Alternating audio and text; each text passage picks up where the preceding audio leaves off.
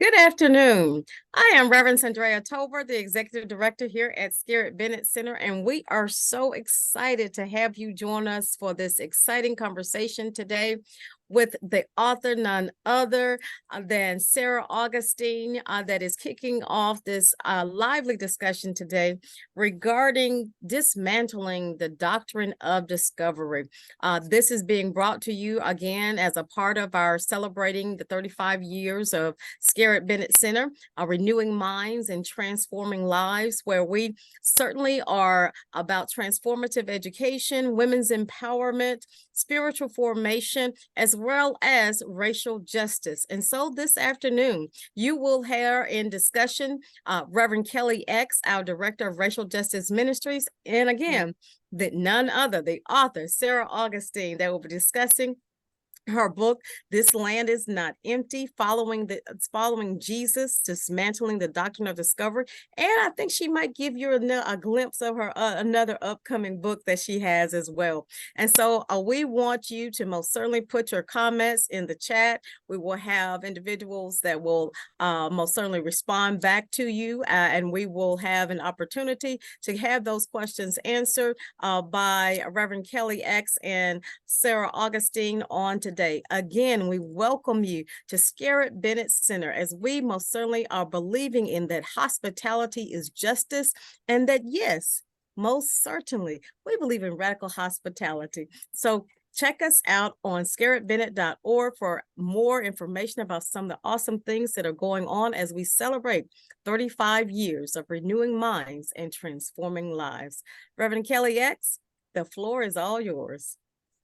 Thank you so much, Reverend Tolbert. Thank you for this opportunity to be here. I am Reverend Kelli X. I'm the Director of Racial Justice Ministries here at Scarritt Bennett Center. I am so honored to be here today talking to you all about the doctrine of discovery and how to dismantle that with Sarah Augustine. Sarah Augustine is the Executive Director of the Coalition to Dismantle the Doctrine of Discovery, a national coalition with global reach. From 2007 to 2022, she directed a dispute resolution center in Central Washington and has served on the faculty of Heritage University, Central Washington University, and Yakima Valley College, and has served as adjunct professor at Goshen College. Sarah received a BA in sociology and psychology and a MA in whole systems design with an emphasis on a group conflict transformation. She represented the interests of Indigenous community partners to their own government, the Inter-American Development Bank, the United Nations, the Organization of American States Inter-Organization, and a host of other international actors, including corporate interests. In 2012, she co-drafted the World Council of Churches statement on the doctrine of discovery and the enduring impact on Indigenous people. She serves as the chair of Washington State Redistricting Commission in 2021 and 22, shepherding the largest group outreach effort in Washington history and establishing a tribal consultant policy. She was appointed by the Washington State Supreme Court to the Office of Civil Legal Aid Oversight Committee in 2018, where she served for 5 years in the role of chair from 2021 to 2023. At the invitation of the Supreme Court, she convened a working group to review the appellate rulings for indigent residents in 2022. Sarah has written for Sojourners, Anti-Baptist Witness, G's Magazine, the Mennonite, Response Magazine, Leader Magazine, and is a regular columnist for the Anti-Baptist World. With Coalition co-founder Sarah Holsetler and co-host the Dismantling the Doctrine of Discovery podcast. Sarah is the author of The Land Is Not Empty. And she lives in Central Washington with her husband and their son. I am so honored to have you here with us, Sarah. Thank you for joining us. Thank you, Reverend Kelli, and thank you, Reverend Talbert. It's so great to be here. It's lovely to be with you. I really appreciate your welcome, and thanks for that introduction. So my first question that I would like to ask you is actually a very simple question, and it is, what do you do and why? Yeah, so many ways I could answer that question. So I am an Indigenous woman. I'm of Tewa descent, and I say that I am a descendant. And because of the history of my own family and how I came to be an assimilated person in the United States, a person displaced from my homeland and from the community, the language, the culture of my people, which is the common story for many Indigenous people in what we call the discovered world, is United States, Canada, New Zealand, Australia. Many Indigenous people find themselves in this situation, separated from their land and people. And so part of the reason I do what I do, which is engaging people of faith and beyond in the struggle to dismantle systems of oppression. Part of the reason I do that is because of my life experience and sort of the knowledge of what happens, what it means to be an Indigenous person in a system that is designed to annihilate us and erase our existence. And so a lot of what I do is in defense of my people. And I've now learned among elders have taught me that my people are not just the Tewa people, but Indigenous peoples everywhere. And I will tell you a story though, Reverend Kelli.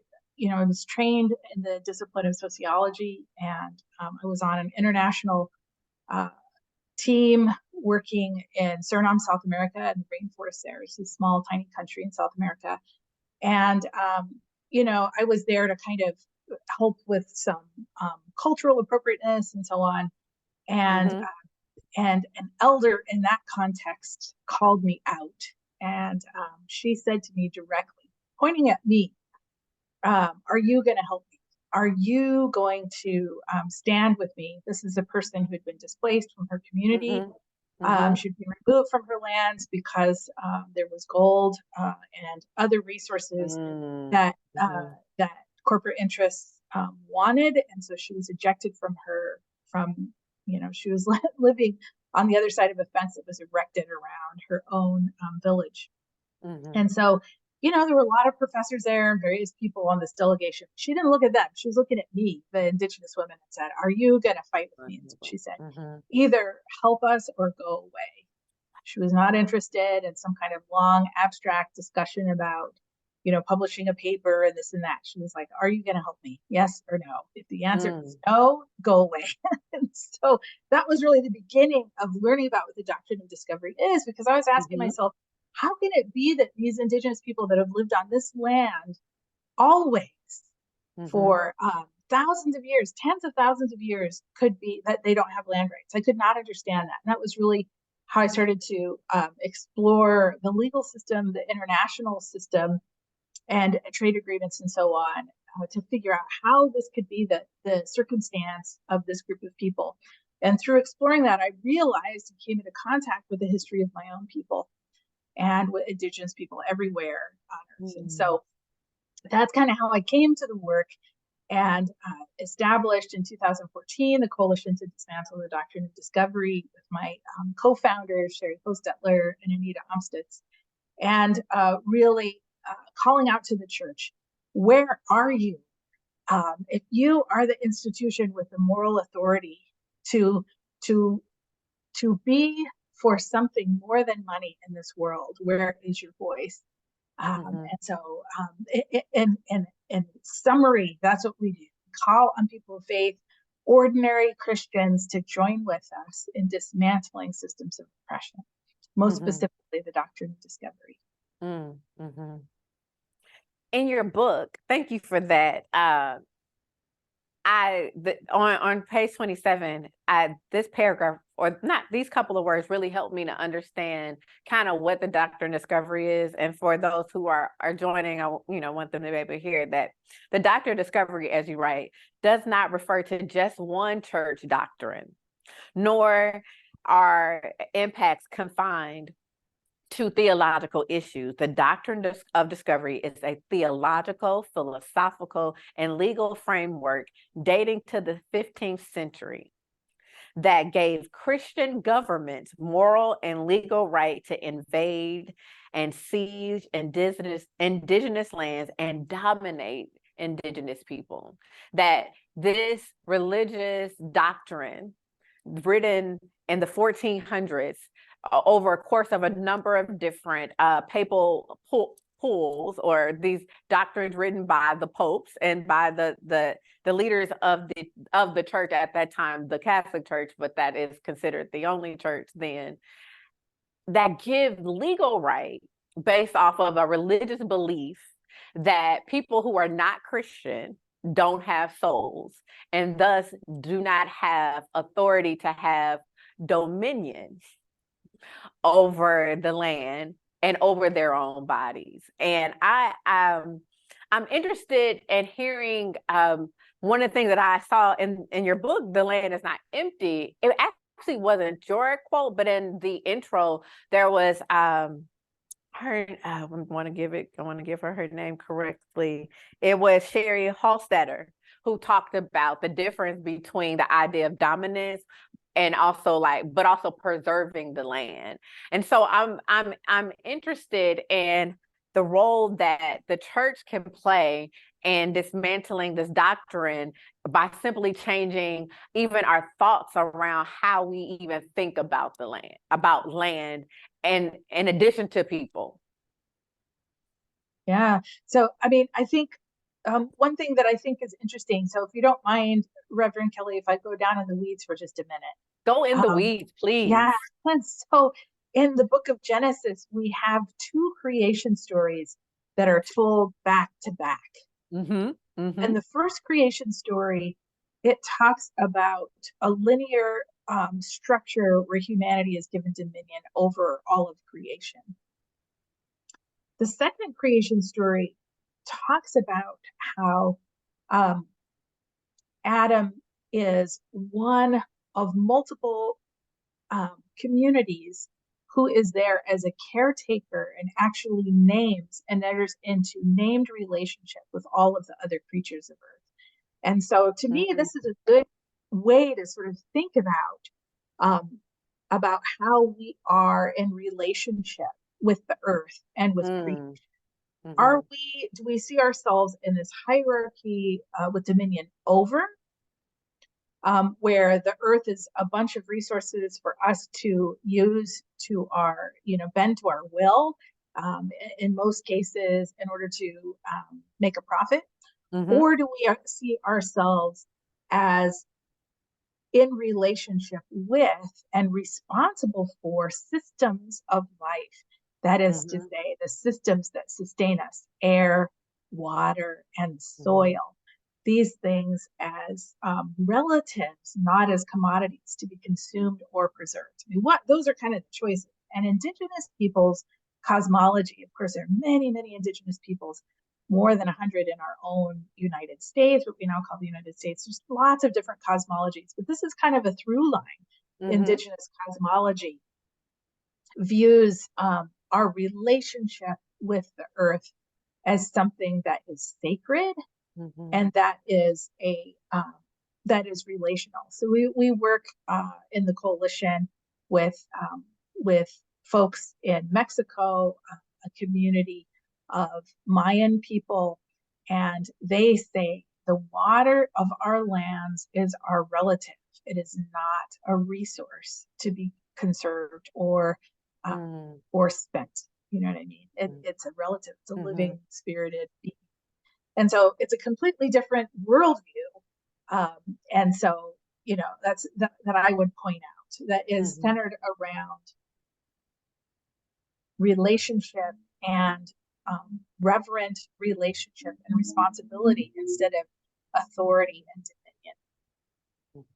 And I think also that relationship, having a relationship that is relative, that is familiar, not familiar, but family relationship. Also, if we can have that with the earth, then that also means that we can have that with other human beings and the capacity to be in relationship with folks and not willing to dominate them for the sake of our own power or financial gain, that then plays a role in also what happens, because it's not just the taking of land, it is also the destruction of culture and the attempt to erase Indigenous people, not just here in America, but across the world, ultimately, in order to take resources from the land, from the earth, as if it's not a part of us. And that work doesn't then contaminate, like you said, our water, our food supply, also our spirits in similar ways. Yeah, I just completely agree with you, Reverend Kelli. I think that's exactly right. That we call this, sort of a logic of extraction, this understanding that everything is a resource to extract, come what may, that we have sort of unlimited resources. The earth gives us unlimited resources that we can bend however we wish. And built within that extractive logic is this hierarchy that assumes there are specific groups that are on top, and that within the framework of Christianity, that those people are empowered by God, by the will of God, to have dominion over all the others, and so over the earth, over other human beings. Of course, the doctrine of discovery as a theological structure was the basis for slavery and the moral justification for slavery. It's certainly the moral justification for colonialism and colonization, and for settler colonialism, which is the system we still live under here in the United States. And so, the view then is having power and dominion over, and this alternate view, which the body of Christ has the opportunity to live into, is an understanding of wholeness of life and relationship in life that is abundant life, and that is understanding oneself in relationship with the systems of life. And that's, as you said that, what it made me think about is how in a power over dynamic, resources are finite, are only so much that folks can have, and the goal is to hoard as much. And that is what is seen as abundance. But when there is power with, and there is unity in that relational, a relationship between both humanity and with the earth, then abundance is possible, because there's an understanding that there is a give and a take, and an opportunity for rest and renewal. And it feels counterintuitive that when you join together and realize that you're sharing with everyone, that then you actually have not just enough in the moment, but an ability to be abundant beyond what can be imagined. Yeah, that is abundant life. Yep. Sorry. No. One of the questions I have here is, I'm going to give credit to my intern, Malcolm Brown. Why did I just lose your name? Sorry, Malcolm Brown. He came with this amazing question. He's a second-year divinity student at Vanderbilt Divinity School. He says, following a visit to Canada, following his visit to Canada last summer, the Pope went to apologize for the church's role in forced assimilation of Indigenous people, particularly in the form of residential schools. And so Pope Francis was asked by an Indigenous reporter if the trip represented a missed opportunity to repudiate the doctrine of discovery. To this question, Pope Francis asked for clarification on what was meant by the doctrine of discovery. Though the Vatican has released statements speaking to the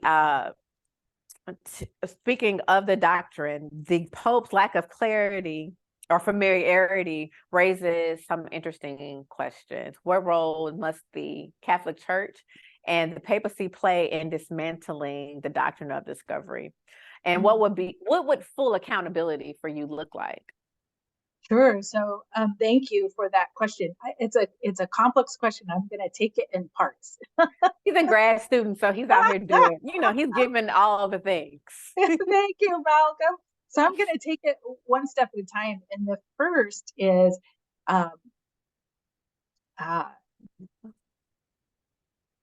because the doctrine of discovery is large, historical, and complex, I'm not surprised that the Pope is asking, what do you mean by that specifically? I think that is a good question from a seasoned leader who's asking to define terms.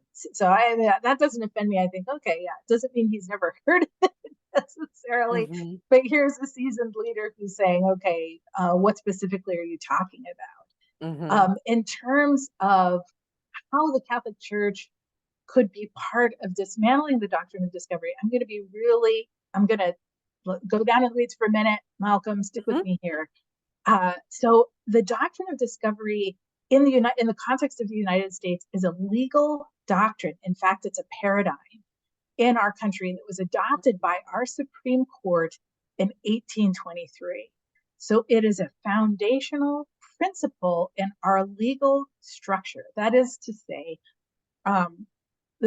that there are hundreds of laws based upon this legal doctrine in the United States.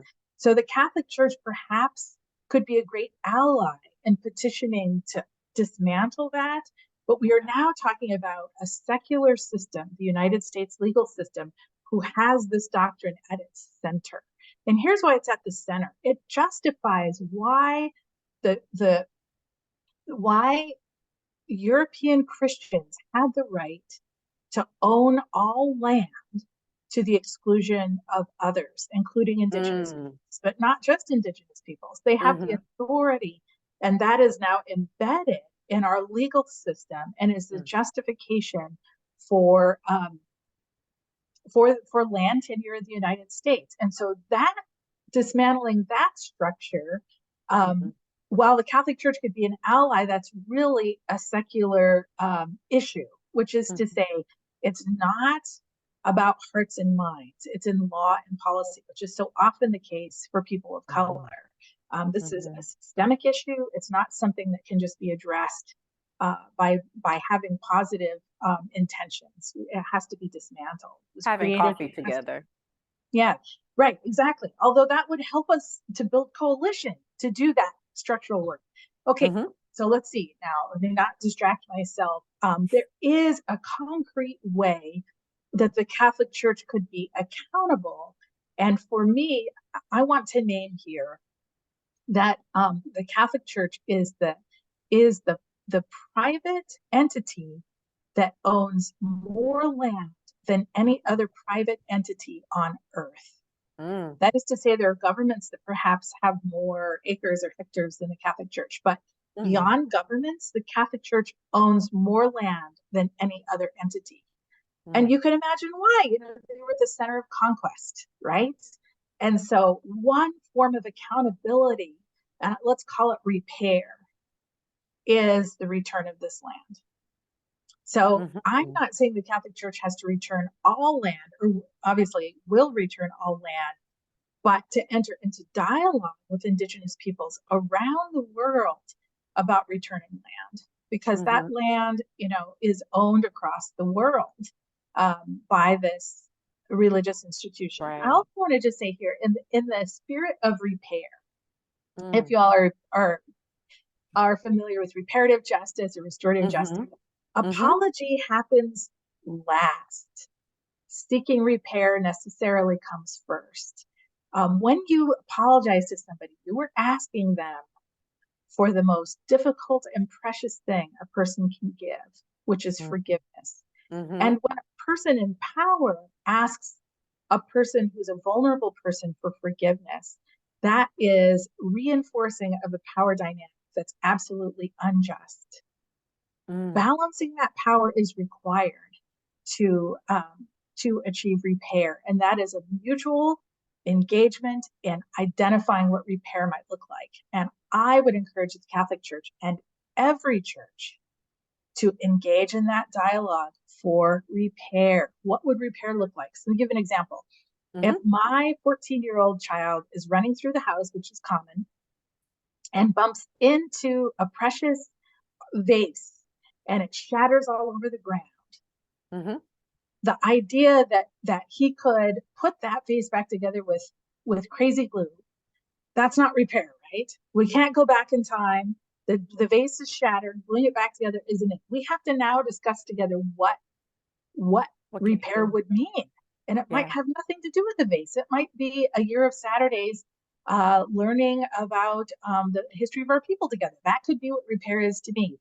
And that process of repair is relational necessarily, and the church has an opportunity, the Catholic Church especially, to engage in that conversation. But I'm going to pivot here for a moment, Malcolm, and say that every Christian church has benefited from the doctrine of discovery, and that every Christian church denomination has extensive land and investments at the expense of the indigenous people who were expelled from our lands.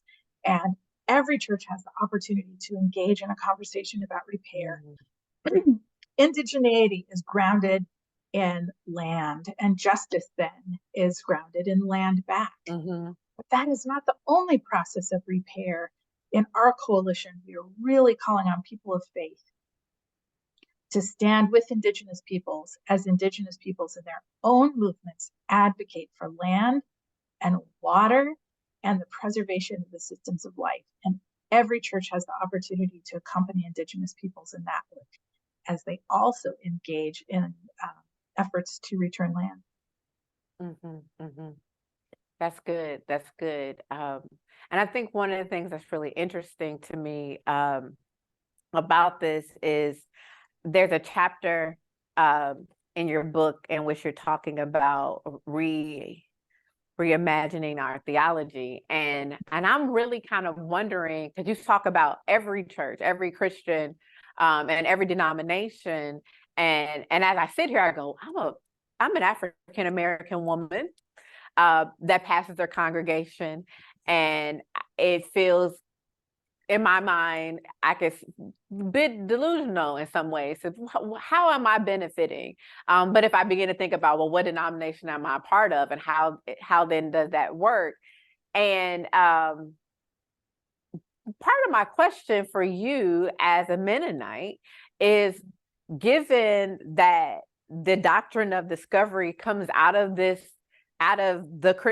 Christian church, the Catholic Church, that is centuries old, and used to dehumanize your people, really any people, what allows you to remain within a faith system that has used theology as a form of legal erasure of people, and to take land, to murder, to allow for children to be separated from their parents, and to be buried in mass graves without notification, all of the things that have happened as a result of this doctrine? How have you been able to reconcile that with the faith that you practice? Yeah, thank you for asking that question. It's the million-dollar question. And as I ask you, I ask similarly of myself, definitely. Yeah. And I do want to also just so I'm going to answer your question, and then don't let me forget. I also want to talk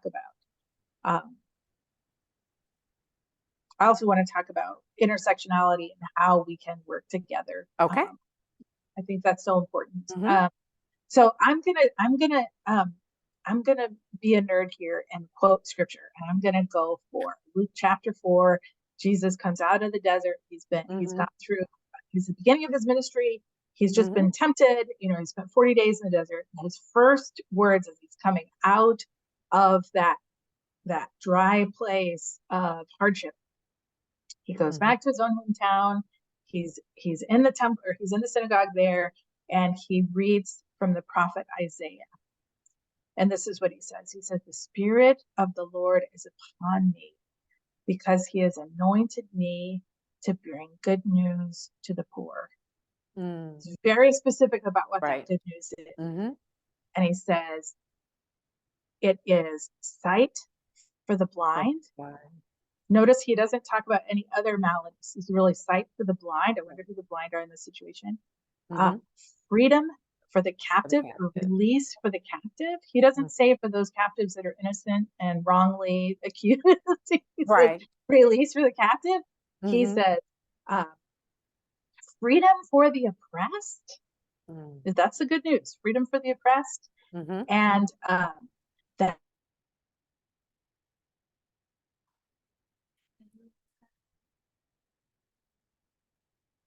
one moment. It looks like she's frozen for a second. Oh man. We're gonna bear with us for a second. I think we're gonna have to take a couple of seconds, take a beat to see.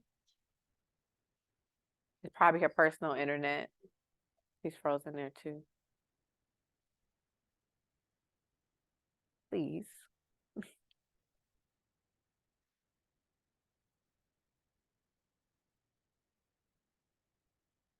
Yeah.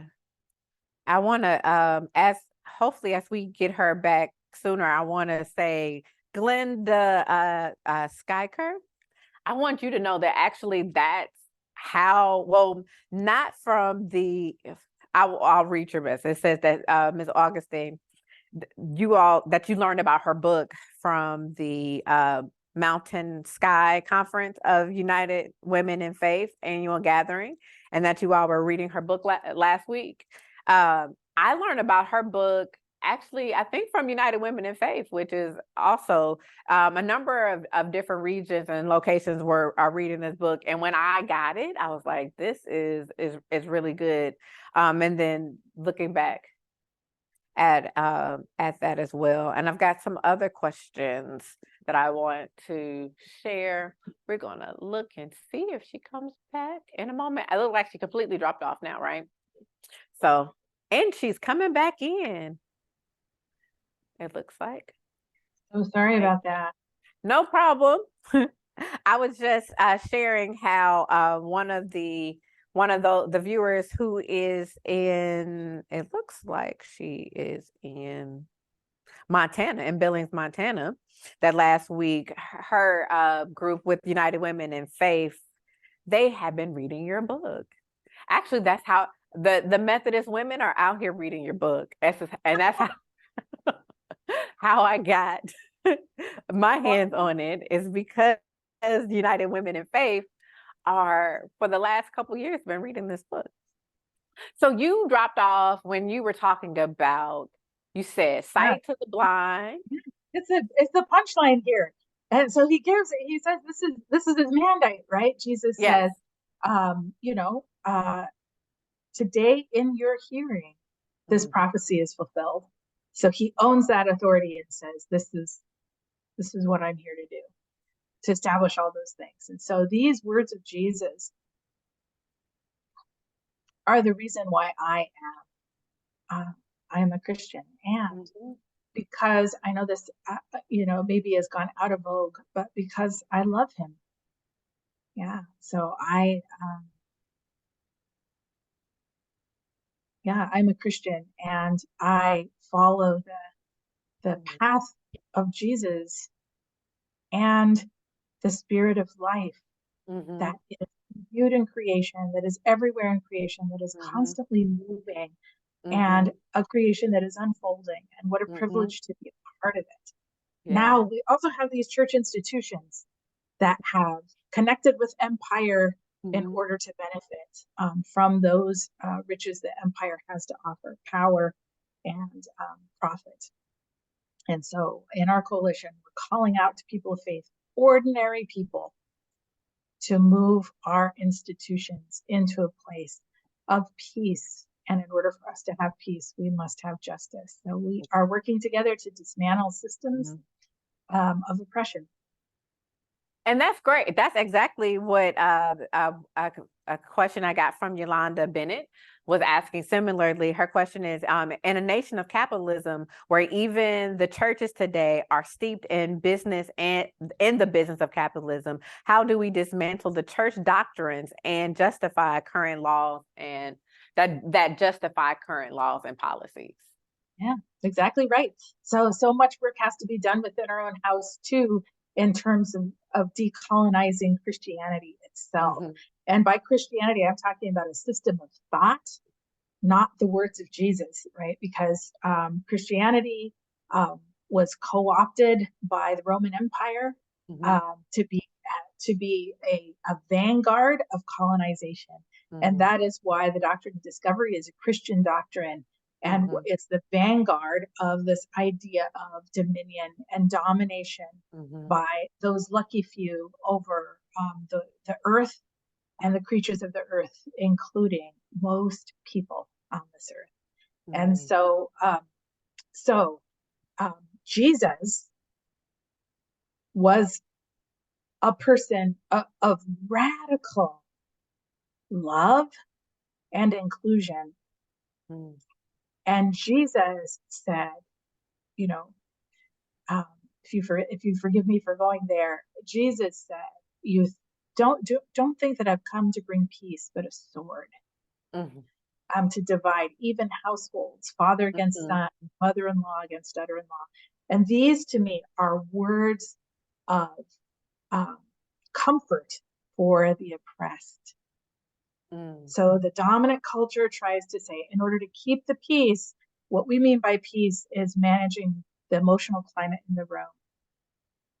For the oppressed, peace cannot come about unless we confront the conflict that is inherent in dominion and domination, colonization, and the building and enrichment of empire. That was what Jesus' message was all about.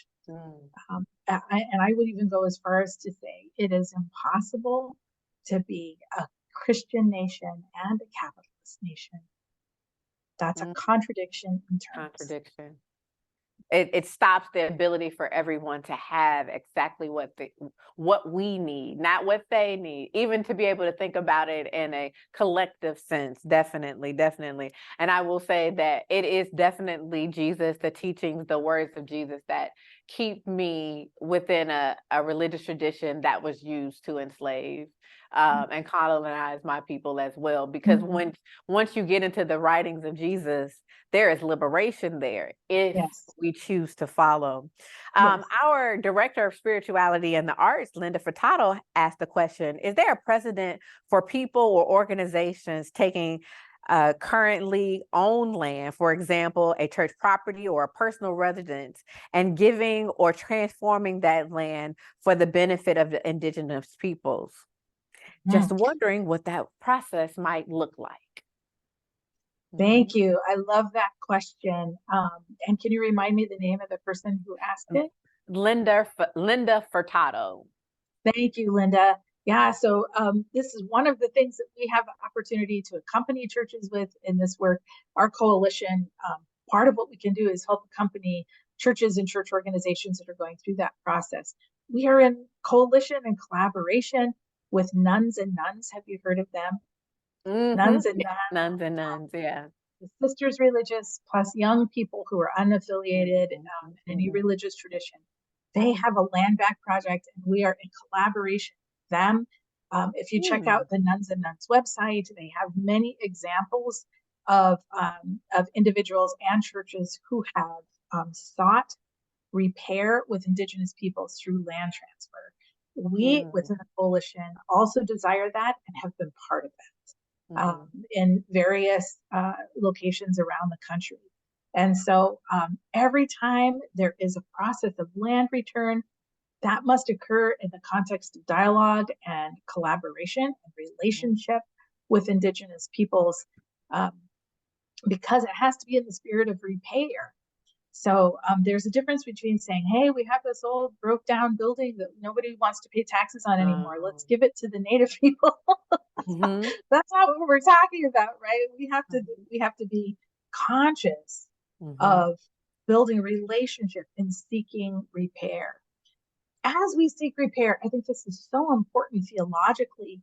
What happens is we find common cause together as humans, as co-relatives. When we realize I am not a person who's better off than you and more fortunate than you and giving you charity, which reinforces a power imbalance. Unbalanced, yeah. I am a human being in relationship with you as we together seek liberation collectively. That's what relationship offers us. And an ability to step into building right relationship, which is a relationship with power balance. And in order for people of privilege to step into that, that requires giving up privilege. We begin giving up that power by entering into mutuality. So this whole concept of giving to the needy or to giving to the less fortunate, we have to just step aside from that. And honestly, I was thinking, as you said, that people of privilege have to be willing to give up.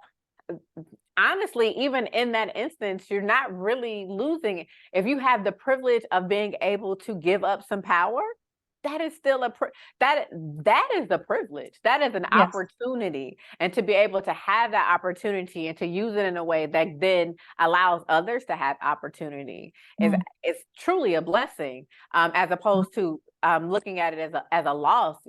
In your privilege, you have an opportunity to gain by making more space, more room, and giving more, as opposed to holding all to oneself. Can you tell us about your, I want to ask you about your book, and I also want to have a space for you to talk about intersection. You said I wrote it down, intersectionality, how we can work together. And my question is where you want to go first, because either one, it works for me. Oh, okay. You decide. Well, let's go. You know what? We're going to talk. Let's see how we can work together intersectionally. You had a comment. I didn't want to. Yeah. Well, you were talking, Reverend Kelli, about your, thinking to yourself, how am I a beneficiary, part of the African American church, as a pastor, and I want to say,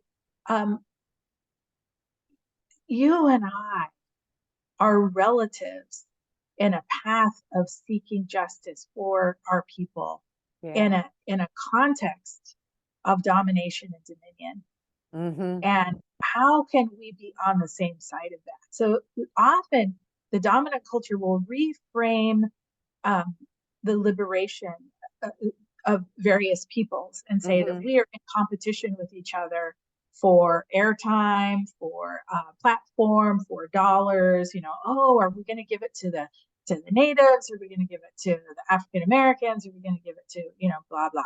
And I reject that utterly. We are all of our lives have been framed by the doctrine of discovery, systems of oppression, and that includes the beneficiaries. What we have the opportunity to do is learn how to be human beings together, and everyone is invited to that table. And I would say to you, Reverend Kelli, how can we support the movements for liberation of all people, and especially as we're talking about repair and reparation?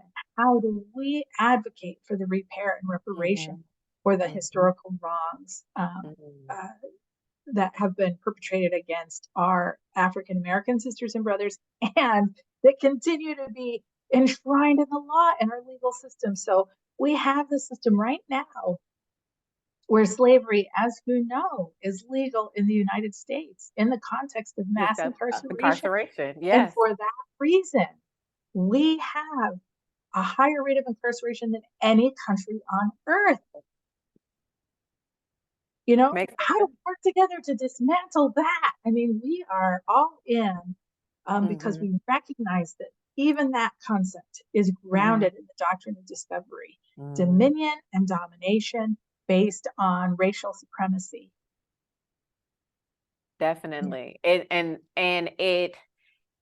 is initially, as you said, it's like, oh, it makes no sense that that given the size of our population, 5% of the world population, we have 35% of those incarcerated, that it doesn't make sense, except for it does, because it is written into law.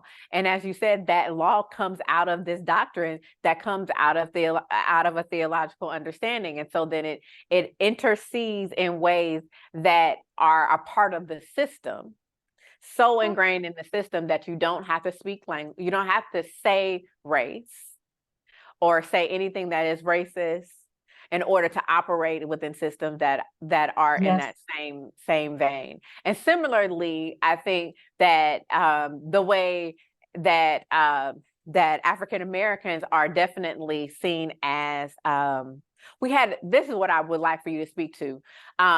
When we were talking prior to, and I was talking about you spoke about an indigenous diaspora. And I remember I'm going, a diaspora, you all are still here. And you begin to talk about how, because of the need to erase indigenous people from the land, that there was the moving of people from the place that their people were to other parts, so that while you might be on the land mass on Turtle Island, it is not the place of your people.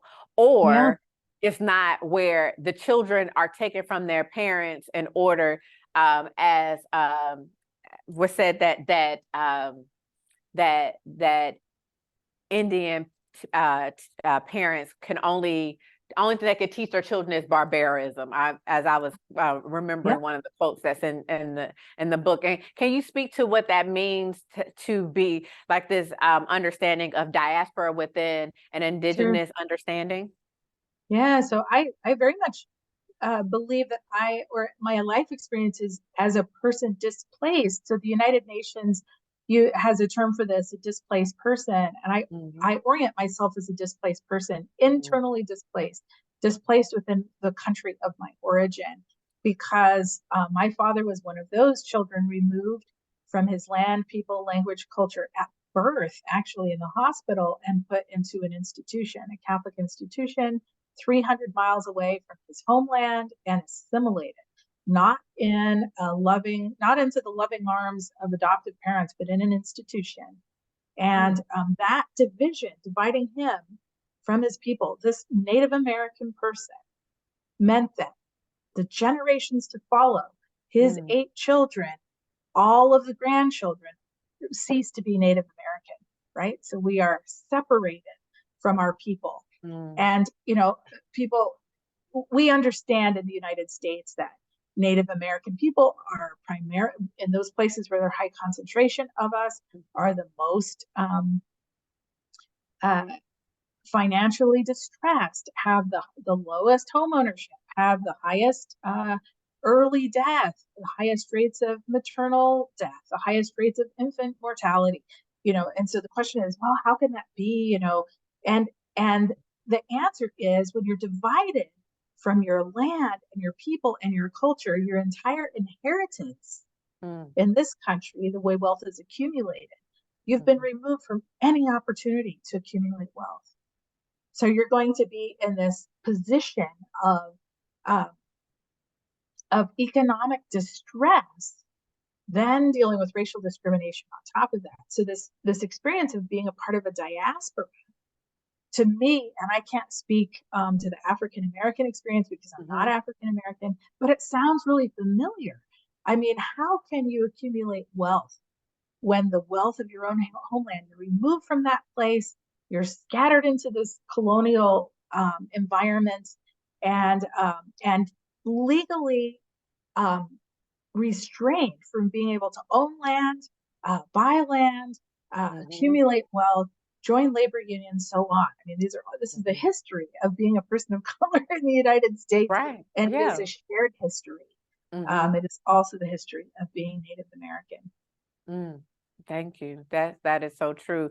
I like what you said. Well, there's something interesting about what you said about the need for the ability to have wealth is also being able to be connected in your community. And within a capitalist society, wealth is very much so individualized and individualistic.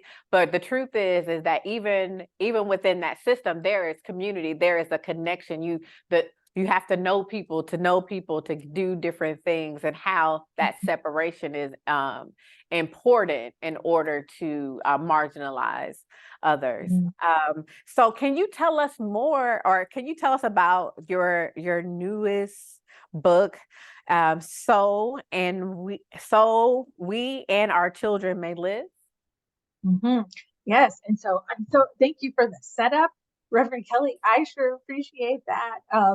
This book, So We and Our Children May Live, Following Jesus and Confronting the Climate Crisis, is just taking on exactly the systems that you're talking about.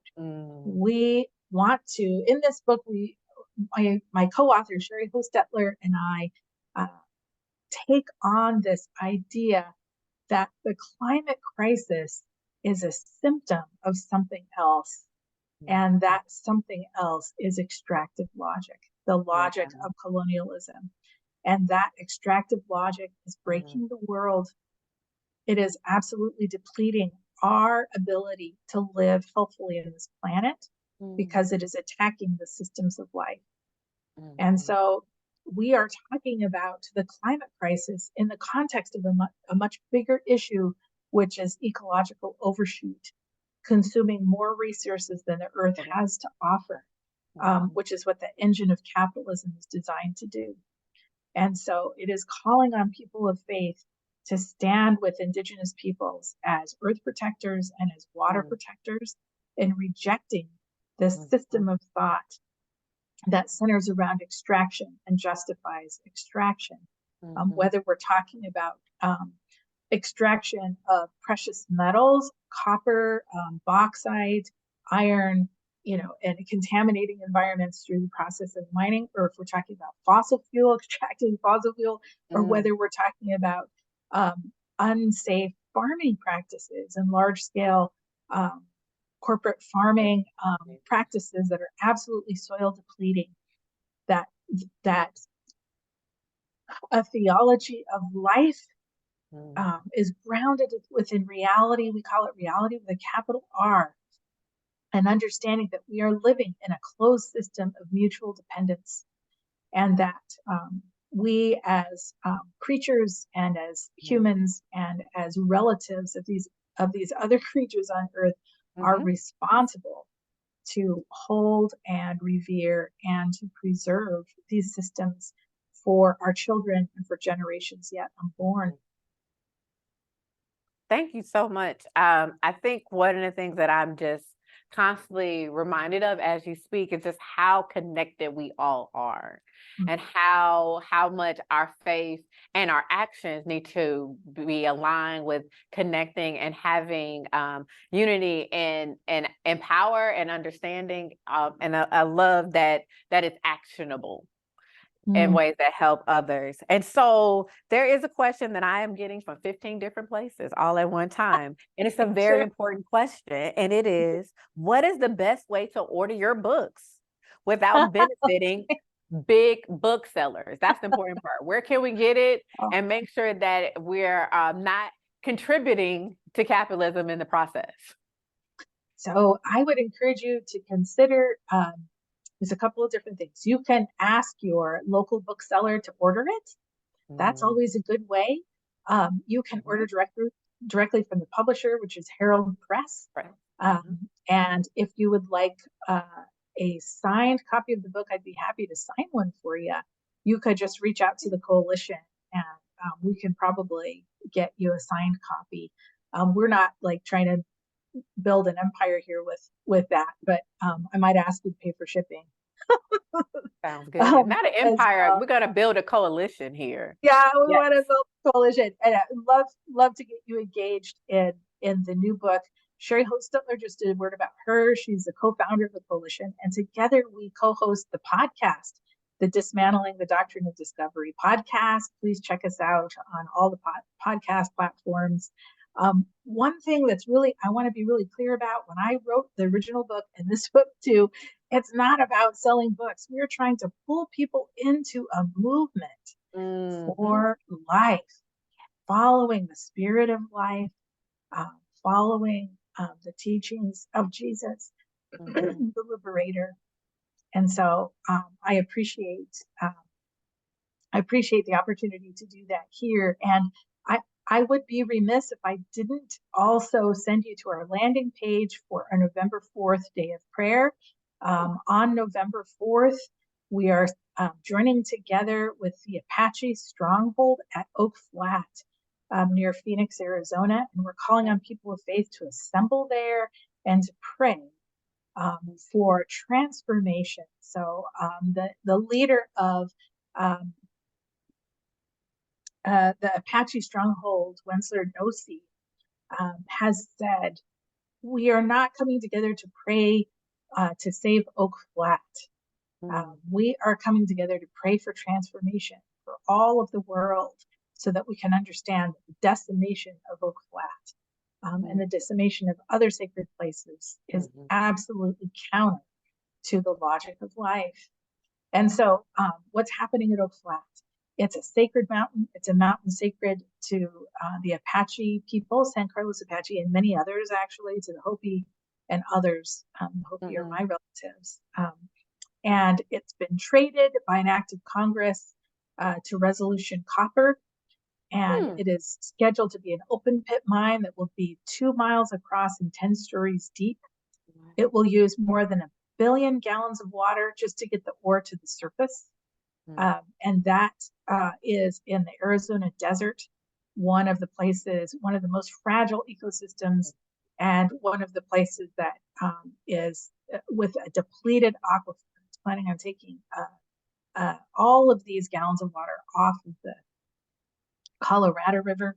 And the people who are standing in defense of this sacred place are the San Carlos Apache and the Apache Stronghold. And we're standing with them, and we invite you to our Day of Prayer on November 4th. If you can come to Arizona, we want you. If you can't, there are a variety of other activities you can do. You can hold a prayer vigil and pray with us on that day. If you can't get a group together in your own community, you can sign up on our sign-up sheet to commit to prayer. We are praying 24 hours. And if you're a night owl and you want to pray between 1 and 2 in the morning, we want you. We're trying to get people out of the rut of saying our hearts and prayers are with you, and instead put your money where your mouth is. Not really money though, but your prayers. Put your prayers where your mouth is. Sign up to pray. Demonstrate to others that we actually believe in the power of prayer. We will be praying with people across the world and with the San Carlos Apache on that day, November 4th. You can also repost our posts on social media. We are really calling for a prayer uprising on that day for the systems of life and for the willingness to step into reality, mutual dependence. This is not a competition over resources. We are mutually dependent on each other. My survival is dependent on yours. And we are stepping away from hierarchy and into a status of relative family. Yes, a kingdom of God. Yes, yes. Thank you so much, Sarah, for joining me today. Thank you for writing these books, for doing the work that you do, both going and being with Indigenous folks across the world, and the work you have done to really let us know about this doctrine, how it continues to show up in our everyday lives, and giving us opportunities and ways to dismantle it. I'm very thankful for this opportunity to be here. I will be praying with you all on November 4th.